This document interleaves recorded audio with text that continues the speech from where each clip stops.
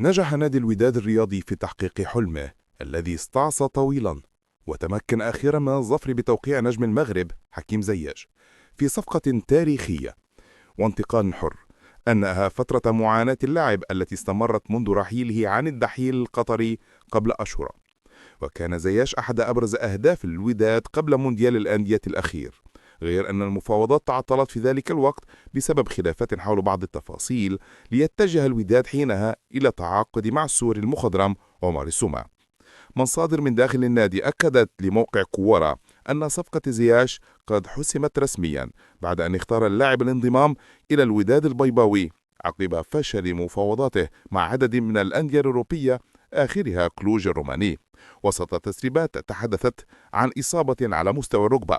وهو ما نفاه زياش نفسه رغم رندرة ظهوره الإعلامي مؤخرا.